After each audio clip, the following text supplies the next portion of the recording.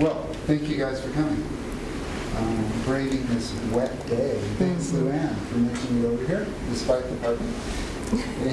And Luann is the executive director, as you folks probably know, of the Missoula Urban Demonstration Project, and she's the first person to come over and donate her time to talk to us about sustainability. I'm looking forward to it, so thank you. Okay. Well, I appreciate the invitation today to come and talk, and I applaud the Center for Ethics, for reaching out to the people in this community who are interested in and promote sustainability. I think what we'll do today is, the way I described my talk was sustainable connections, and it's a new passion I have. And the reason I have it is we have a Sustainable Business Council in Missoula. They recently brought in a speaker from Bellingham, Washington, and she helped start something called Sustainable Connections 3 or 4 years ago. And they have just flourished, and the whole motive behind their organization is to promote local business. Buy local, be local, and they have had a tremendous success. So that's what I have been thinking about lately. What does that mean? And this says it all, right here, this apple. I bought this apple at the farmer's market. We have 2 farmers markets. I get one from one market, and then I got other apples. Now the reason this says it all is because apples that come from the farmer's market are either grown probably in Arlee or down the Bitterroot. So what does that say about transportation? How far does it take to get from the Bitterroot? What does that take in resources? It's not that far.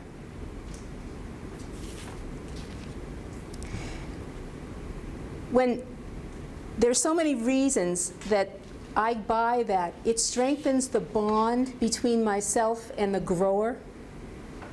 So Sustainable Connections, what they do is they go out to businesses and they say, if you will contract with us and use sustainable practices in your business, we will then take you on as a member and promote you as part of a collective. They now have 500 members in their Sustainable Connections organization, and they promote them collectively. They give them posters, they give them decals to identify a business as sustainable. You know, they will make a contract. The business will say, I will sign a watershed pledge. I will do everything I can in my business to make sure I do not harm the water resources in my community. I will take care of my waste in a responsible way. I will recycle. They make that pledge to be sustainable, and then all this benefit comes to them. And what happens is, as locally owned businesses, they become a collective, and they are promoted in a collective way across that community. So it gives them a way to be seen in the community as responsible. They're put out there on many different occasions. They have a whole week called Buy Local Week. They promote it through a coupon book, Buy Local. They have parades of all the local commodities that they sell. People dress up in the local commodities. They try to have fun with this. This is serious business, but it also can be fun. So when you think about it and trace the roots of your purchase, we all make purchases every day, and we usually do it out of convenience. But if you take one purchase per day, or just think about it, and trace the roots of where that purchase came from, what is your money? What are your actions doing? And that has to do with ethics and sustainability. Now, why is that important? What does it mean to people in the college age bracket? You're going to be the business people in the future. You're always going to be consumers. And you're always going to be community members, but in the future you will be business people. And how are you going to run your business? How are you going to promote yourself? How are you going to sustain yourself? That's why something like Sustainable Connections is so important. They are part of even a larger, what shall I say, movement across the country called Business Alliance for Living Economies. And they are all over the country. There isn't one in Montana, but there will be soon. Again, it's the whole point of doing something collectively. They help each other with stories from people who have gone through this process. How has it improved their business? What does it mean to local government? You know, in general, 90% of businesses in most communities are locally owned, independent businesses. And when we support them, that helps stabilize the tax base. Locally owned businesses tend to be much more involved in the community. Missoula is so fortunate, though. Local businesses here, they have a tremendous outreach program. They are generous in their time and money. They provide things to nonprofit, to charities, to all kinds of organizations. So we are way ahead of the curve there. But when you benefit from collectively advertising and gaining the respect and the business of your community, then there's more to provide in outreach to your fellow citizens. The environmental impact, as I said, what does it take? Now, somebody who's going to grow this apple in the Bitterroot, say, he or she is going to purchase their supplies locally. They're going to do everything that they need to do for their business locally. They're going to bank locally. Their taxes and their income goes back into the economy of their community. And then they are known in the community. And what it does is it binds people together. And when we're growing at the rate that we're growing, it would be easy for us to become disentangled from each other.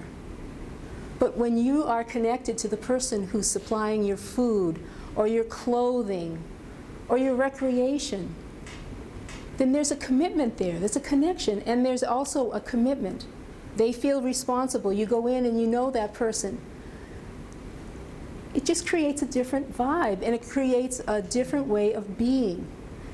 It also maintains the uniqueness, because if we have all these individual, locally owned, locally supported businesses, they can thrive, and then we maintain our uniqueness, because they're responding to the needs of the community as they arise. That's how businesses get started. That's what I mean. You're going to be a business person someday, probably. And you're going to respond to the need that you see rising in the community. Entrepreneurship. That's what we're promoting here as well.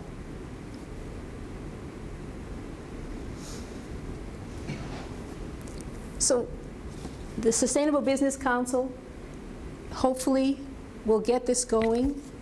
I want to be a big part of this because this is so important. To think locally, to buy locally, and not just if you're not from Missoula. When you go back to your community on break or in the summer, think about it. What do you buy? I mean, where's the most fun place to shop? So when this apple runs out and there's no more farmers market, the grocery store I go to, when they run out of Montana apples, then I might purchase Washington apples.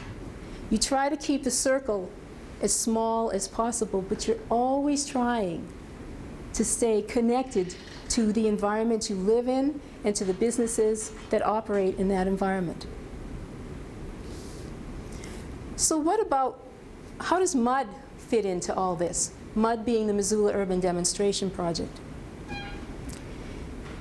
We were started back in the 80s, kind of an economic downturn was happening. Late 70s, early 80s in Montana, in Missoula. And a resident on the north side who had a plot of ground started growing his own vegetables He got some chickens, and he called himself Wild Willie's Chicken Farm. It was Bill McDormand. And he said, you know, people ought to get more down home and self-reliant and independent and realize they can still make it, even in hard times. And so the Down Home Project was born. More people bought land next to him, so there are now 3 lots, and it became kind of a collective. They started reaching out to people, trying to teach people how to garden, how to be more self-reliant, taking care of their home, doing things around the house. And they did this so that our community wouldn't be susceptible to all the economic swings. You know, we're isolated. 95% of our food comes from out of state. A lot of things that we use are out of state. If there's I just was on the road traveling recently, and I cannot believe all the trucks. They are delivering and taking things everywhere across this country. What if there's a breakdown? What are we going to be doing? When it comes to food, a local woman wrote a book recently called Eat Local, Feel Noble. It was her way of saying, you know, don't give up on those vegetables that kind of move into the winter, those root vegetables. And in the summer, eat what's around you, eat what's in season, so that you belong to the environment. You're not outside it, you're not above it, you belong to it. This is much more than just about buying local. It's a whole way of being connected back to the earth, back to the place that we live and we belong. We're part of that system. And through technology, it's allowed us to feel that we can be outside the system. But for our own health and for the health of our community, as much as we can, we need to be part of the system. And people have sustained that vision of self-reliance through really hard work and commitment at MUD for almost 30 years. Currently, we have the tool library, and I've got handouts up there.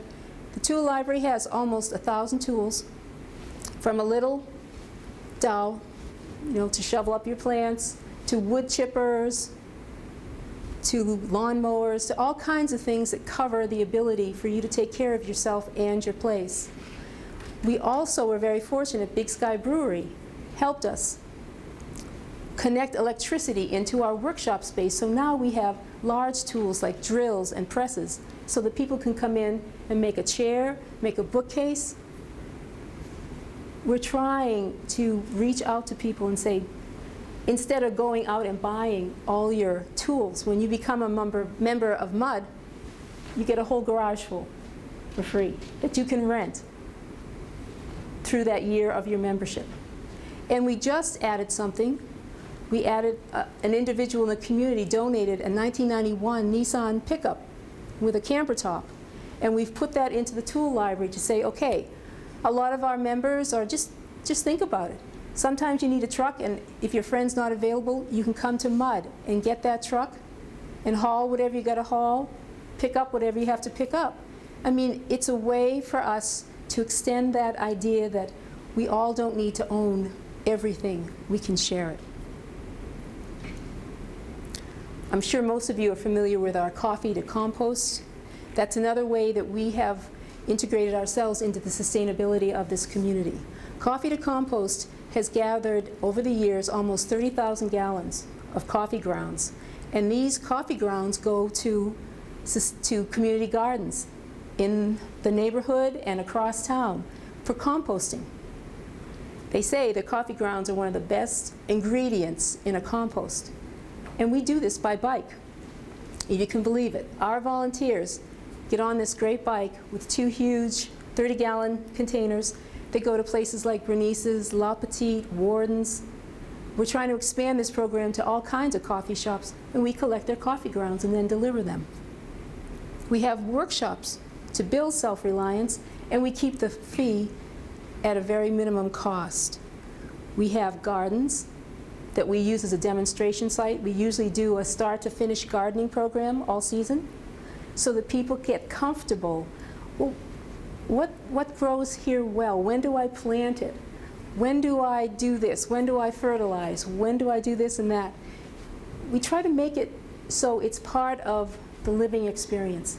Wouldn't it be great if in all our public lands, our school lands, even in some of the parks, we had gardens? They're beautiful, as you know, and they could feed us as well. A woman called me the other day. She works for the welfare department. She said, I don't think a lot of people who receive food stamps understand that they can buy seeds with food stamps. And if you can buy seeds with food stamps, why can't you start this whole wave of container gardening? If they don't have space on their property, they can do container gardening. They can get connected to our community gardens. So that's a project that we're going to take on in the spring, getting that information out to people. Well, I want to see container gardens sprouting up all over this town. And then we have a demonstration site for sustainable practices. One of the things that we do really well is we are kind of an incubator for other ideas. People love to call and say, well, what about this idea? And the history of mud is, if people had an idea, they made it happen. I don't know if any of you are familiar with what we call Home Resource. Home Resource is a huge place over near the Lions Park and the Women's Club on Kent Street. The person who started it, Matt Heisel, what they do is they recycle building materials.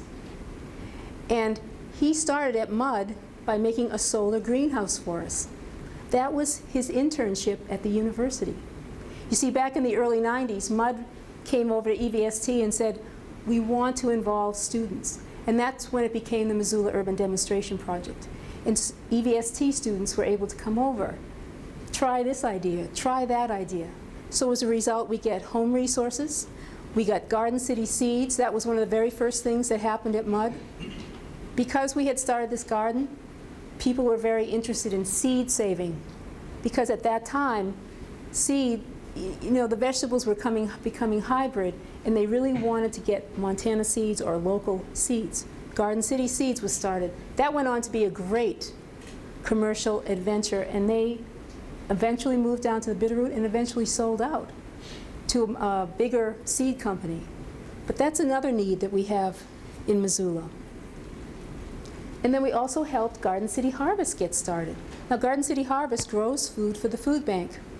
It also has CSAs, Community Supported Agriculture, so that you can, at the beginning of the season, you give the farmer so much money to buy the seeds, get soil amendments, do whatever they need to do. And then during the whole season, you reap the benefits of that by every week you go up and get your zucchini, your tomatoes, the lettuce, till you just walk out of there with all this wonderful food. And you feel connected because you see where it's growing. There's a community garden right on the north side, the Peas one. That's connected to the university up in the Rattlesnake. We have one on River Road, and we're starting to put them into developments. On Grove Street, there was a word put in a development there, and they put in a community garden. Doesn't that make sense? If you're going to put up 200 or 300 homes, shouldn't you have a community garden there? And that's what Garden City Harvest does. It helps people create those community gardens. So here are some of the possibilities I've been hearing, because people have been calling me. There's a woman in town, she is so psyched to start community composting. And we're not talking about coffee grounds, we're talking about vegetable matter. She has created these very huge bins. She wants Missoula Valley Recycling to pick up compost from people with these bins, get it to a place where there's a community compost center. You can't imagine how many people, when MUD was at the Tour de Fat for the New Belgium Brewery, we monitored the recycling bins so to make sure everybody put their stuff in the right bin. People would just come up to us spontaneously. I just moved into this big apartment complex, and I want to start a composting or a recycling program. So MUD should have a little brochure. Here's how you start recycling in your apartment. There is such a desire. People kept saying, why don't we recycle glass? That's a big one in Missoula. People can't understand that. That's something that I'd like to work on. Also at the Tour de Fat, a woman came up, and she runs a cleaning business. So she empties out these big offices at night. She said, you can't believe what people don't recycle in paper, just in paper. So wouldn't it be great to get a collection of these cleaning agencies together and go to these businesses and say, this will save you money. This will save you money. We can make it happen for you, that you can recycle all this material. The possibilities are endless. And that's why it's like mud is a collector for all these ideas. It's terrific. But, you know, how do we make all these things happen? So something like Sustainable Connections, and I don't mean this organization, but it's time that we start networking with everybody else who's interested in sustainability and say, okay, what are the priorities that this town needs? Where do we want to start in making Missoula sustainable? Actually, the Sierra Club, in their July issue, they did a whole series on sustainable cities. The only mention that Missoula got was for its coffee to compost program. So, you know, why can't we change that? This is a town that loves green, right? Keep it wild, support organic farmers. It's going to take the will, it's going to take you guys. I mean, think about the power at this university. If 1,000 people would think about where they got their apple, what if 10,000 people thought about where they got their apple, where their food was coming from, everything that they put money out for? It's an exchange. And so now we're asking us to be more responsible, businesses to be more responsible, because we all know that this is important. What does this sustainability mean? It means strengthening, supporting, nourishing for a time indeterminate. It goes on. I need it for myself, for my life. I need to be thinking about you guys. What is coming for you folks? You know, what are you looking at in terms of sustainability and what your lifestyles will be? I'm sure it can be daunting at times if you try to take it all in, but you do one thing at a time, and you do it well, and you make it sustainable. And that way, you start that turnaround. It's like we need to turn around, take back our town in a way. So,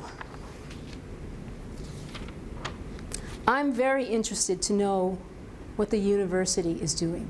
I know that there is a recycling coordinator because she and I have talked, and I understand that the university has just started a sustainability program, and that Jason is here with us, and I'd like to turn it over to him for a minute to tell us what you're considering. Come up here. And then maybe let's brainstorm a little bit.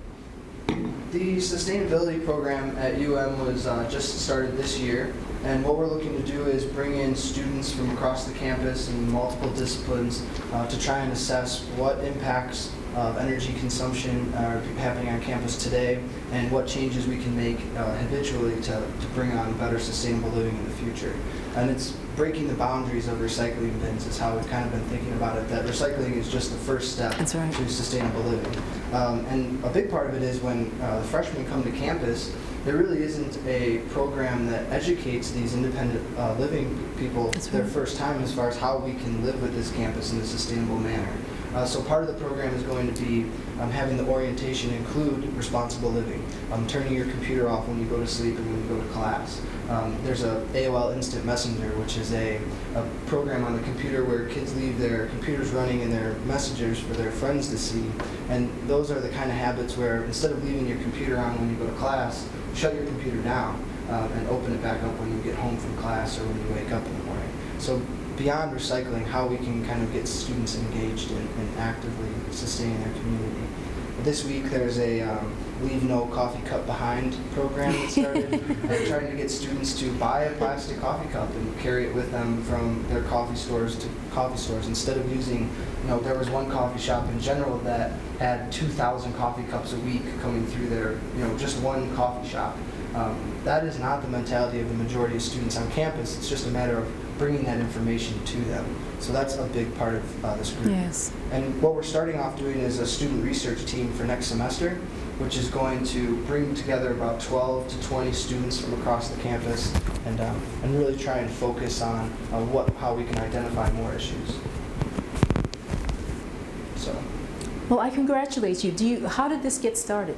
Well, the president signed to Lori's declaration, which Right. is a commitment to sustainable living on campus, and this is the first step in trying to actively bring that forward to produce results. There's also a sustainability campus committee, which meets and discusses a lot of the different options for across campus as far as what we can do to increase sustainable living among students and faculty and staff as well. That's right. So. But I'm going to write my email on the whiteboard if that's okay. That's fine. And if students are interested or students on MCAT that are interested want to get involved, they can email me and get some more information about the student research team. So. Well, I think, for one, sure, you're more than welcome Okay. to do that. I think this group should definitely be involved with the Sustainable Business Council in promoting this think local, buy local. I mean, what can I say? The potential for change is so great on this campus because it's like students now understand, once they're told, once you become aware that your actions don't stand by themselves. Your actions are multiplied thousands of times. And once you start to get that, you realize the power of that single action, regardless of what it is. And we need to be connected to the university. The community and the university need to be connected in making this happen. It's one more way for the university and the community to feel that we're part of something bigger. Mm-hmm. And I was wondering, bringing student membership to your meetings as well and kind of talking about what the different possibilities are beyond the PEAS program. Right. Trying to engage Right. actual student research for EVST courses where if students have to do a research paper, our group has a list of research projects regarding sustainable living on campus that could be used for those classes. Rather than library-intensive research papers or internet-intensive research papers, they could join a research team that's engaged in an on-campus example, changing course papers from library research to on-campus. To make it real. Right. Mm-hmm. Once you make it real, it's incredibly exciting. And once you see how people respond to what you've made real, and then we could have the Sustainability Summit, Mm-hmm. and we could have a whole area where people have their projects and what they did, and to show the difference of where they started and what difference it made. Yeah, there's actually schools across the nation that we're modeling after. Harvard and University of British Columbia have very solid sustainability programs within their universities where they have inter-campus competitions for what dorm can save the most energy. They have green cup competitions where each dorm tries to recycle the most plastics and papers over the course of the school year and really actively engage these students in pushing the boundaries from the recycling bin to actually habitual changes that'll happen. So another big part of that is just bringing together student leaders that are interested. So if there are students that are interested and that want to get actively involved, I suggest to email me and let me know if you want to be on the research team. Now, is this through ASUM, or how is this? This specific, my job is through the Facility Services Department. Oh. But yeah, so that's kind of, the productive changes on that level because a lot of the responsibility falls on, energy consumption within the buildings and how to do energy audits. Light fixtures, everything on campus. So while the position is through the facility services, I'm branching it out to ASUM students, the general populace at large, and then specifically the dormitory residence assistants, and really trying to see how kids are using energy on campus and how we can make changes in those daily behaviors. Do you know about the sustainability, the recycling coordinator? I'm going Sharon? to the meeting is at 10:30 on Friday. Okay. So I'm going to meet Shannon. Shannon. And some other students. So All I'm looking right. forward to it. It's going to be good to kind of bring together all of the sustainable efforts on campus and really figure out what are we doing. Yeah. Because we don't want to repeat anything twice. We want to make sure that we have an assessment of all the efforts that are being made and then tie them together in one place. And we probably could use that as a model, this idea of assessing where you are. The city could use that as a model. Yeah, and I'm sure that there's, to bring the students into the community collaboration would be great, and to have, bring it together and see where the community and the campus overlap and where those boundaries can be broken yet. So. Because another thing I'm working on is a lighting ordinance for Missoula. Exterior outdoor lighting. And when people get to find out how much energy we waste by having lights where the light comes out of the fixture and goes up into sky glow, we're wasting almost $1 billion a year in this country by sending light from those fixtures up into the sky, and we're not really lighting anything. And so I would love it, because I don't believe that any kind of lighting ordinance would affect the campus. So if the campus is doing it on its own, that is fabulous. Yeah, definitely. And there's, examples from across the country where Harvard did a computer study and they turned off every one of their 13,000 computers in the Arts and Science building to see what they could save, and it came out to $1.3 million over the school year that the energy costs were different. So I'm working with the computer science department here and trying to figure out, is there a way to network all of our computers where if no one's using them, the school should not be burning that energy. That's right. And it's not just to save an electric bill, it's to save the coal that's being burned to ignite that in the first place. So like you were saying, there's a statewide effort that needs to happen where if we can show students the amount of energy that's, and the pollutants that are involved with leaving that computer on, it's going to get people to really think about the decision of turning it off or not. I think that goes along with finding the roots of your purchase, finding the roots of everything you do. When I flip on that switch, what did it take for me to be able to do that? To go back to how the electricity was produced. What did it take to get that electricity here? All those things. And especially at a young level, when these freshmen come to campus, this is what this campus is. This is how we, These are the standards. Right. This is behavior that is responsible and, accepting for the whole campus as a whole. Excellent. Oh, that's thrilling. Well, thank you very much for Thank you, coming. Let me discuss. Yeah. Well, all of you out there, are there any comments or questions? I'm trying to think if there's anything else Yeah.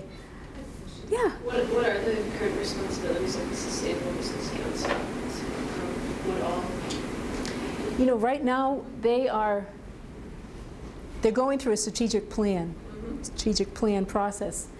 And they have tried to I think they have over 100 members that take a pledge that say they're going to do sustainable practices in their business.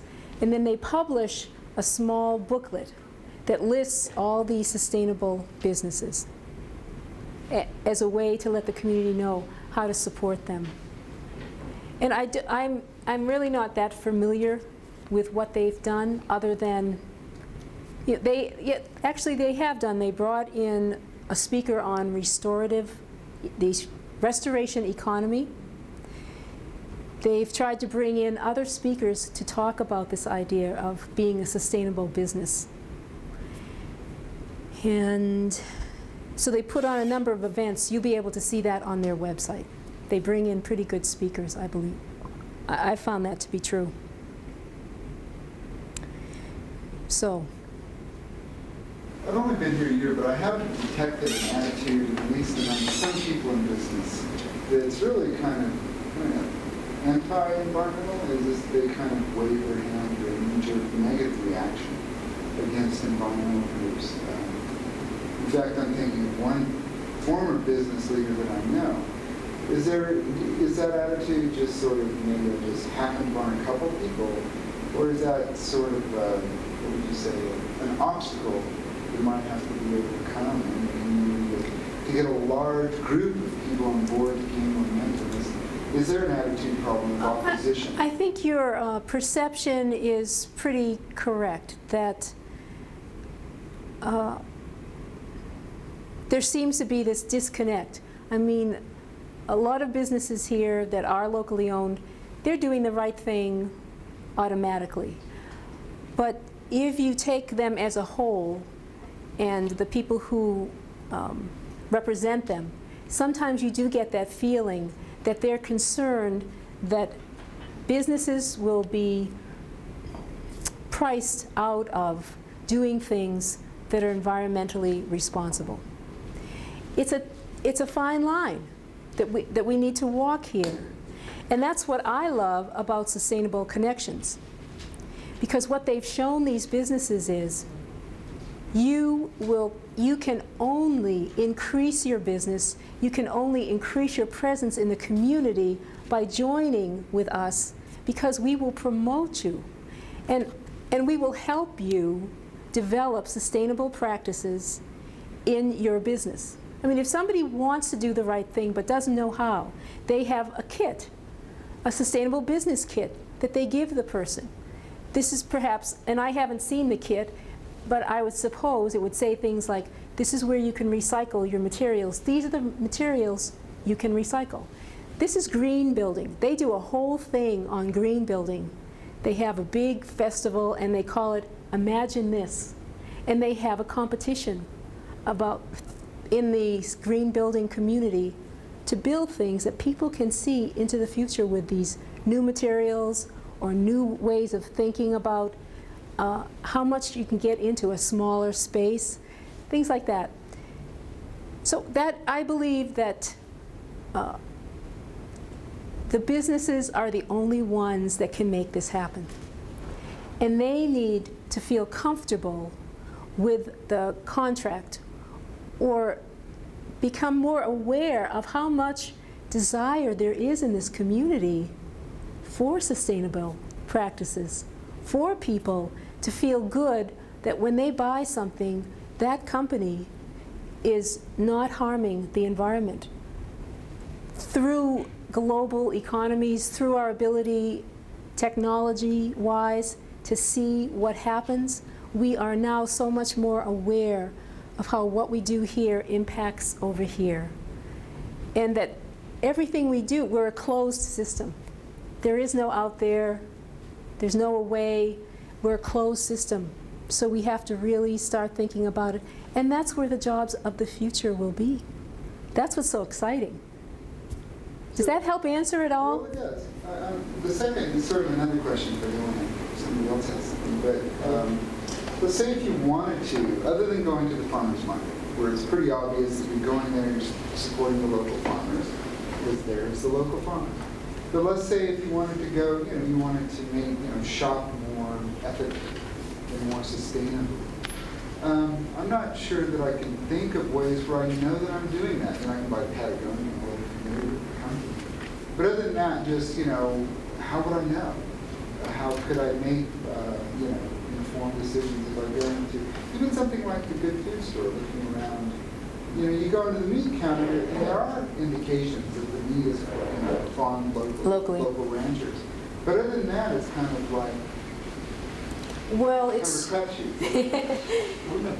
a big step in that be those stickers and logos and advertising where when you walk up to a store, there's a poster in the front window that says this was locally grown in this county in the state of Montana, and then specific products as well. Like the label stickers are a big way of identifying what products and what businesses support local economy. well, right now we do have the Made in Montana.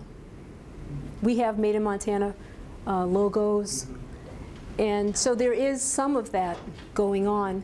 But you're right, even in the good food store where a lot of it's local or organic, there are many products. The processed products come from far away even though they may be certified, they still are not local.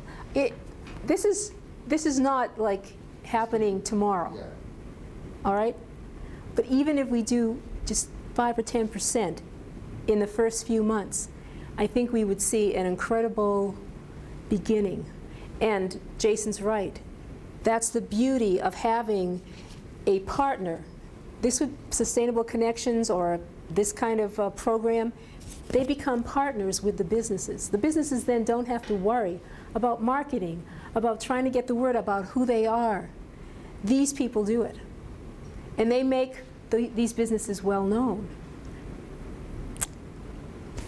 Go on about that question. I mean, it's a... What is the Made in Montana label? I'm not familiar.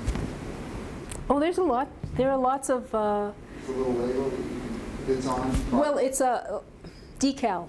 actually. Like a specific decal that's consistent among the products so that you can kind of register that that's Is it made. blue and yellow, isn't it? It's got blue and yellow in it, and it's got made in Montana. And say, for instance, when you buy Huckleberry products, they always have that made in Montana decal. And I think that's a statewide. I think it's coming from the top of the administration. That's been around for a while, and people have been trying to promote that. And that covers every possible thing that you could buy. You said also there's 100 members in the sustainable business community. You mentioned a lot of connections tonight. Is 100 actually? It sounds like a big number. Is it a pretty sizable momentum to it? Or is it just, it's hard for me to make sense of that number. Right. How many businesses are there in? Really, well, I know the chamber. I think they say they represent between 400 to 500 members. And the Downtown Association has so many members. Now, whether those businesses are connected, that's something, that would be easily definable if you went to their website. I'm sorry I didn't bring more information on that, but the Sustainable Business Council hasn't been around that long, and they have really tried to bring create a broad base of support for what they're trying to do. And I think when you buy their publication, that lists all their members. Any other questions or comments? So what would you like to see the university, what's one thing that you think you could support on the campus that you feel would be sustainable, that would help the future of sustainability? Something like he was talking about earlier with the dorms, trying to get all the freshmen to experience and acknowledge what all of that, turning the computers off. Sometimes you're not using just stuff like that to really help people see what change it can actually do. People need to see figures, don't they? Yeah. They really need to know, how much money am I actually saving? Because they can say, oh, it doesn't matter if I don't do it. They really need to see if all those computers were shut off, they saved all that money. People really need to see there's a good reason to do this. And not just the computers, but also The lights, right? as well. Recycling. Do you do that already, do you feel? And is it just for freshmen, or could seniors use some awareness too? Is it just for freshmen, or could seniors use some awareness as well? Yes, as well. Because I know my parents don't really. They just throw it in the garbage and then they can get into it more. It's hard to spread it.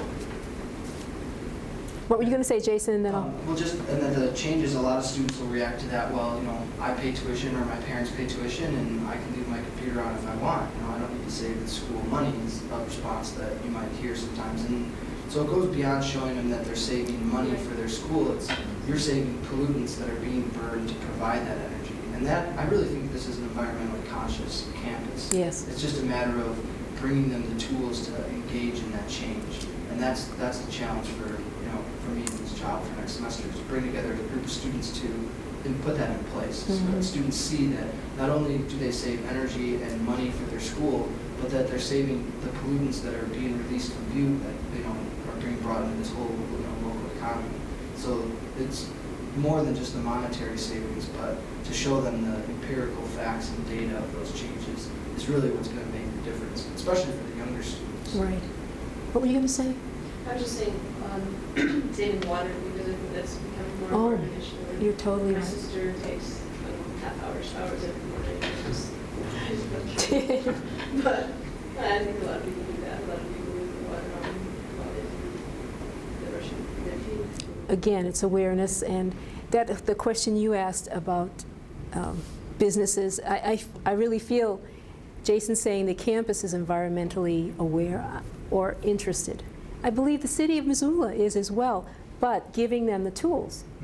If you just kind of say, what you do causes this, without giving people an action to take, to feel good about it, and then bringing people together on a continual basis to say, wow, look at what we did. We saved this much money in the city. We saved this much money on campus. Or we made this kind of difference.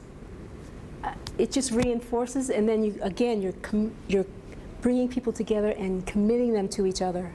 They're in this cause, kind of. I'm kind of a cause person, and you know, when you feel like you're sitting in a room or in a stadium or something, like of the Stones, everybody loves the Stones, right? That was a cause to be there for that. So this is just as important, to have that reason, and then it's our job to give people the tools. Well, thank you for your attention. Thank you. Thank you for your time.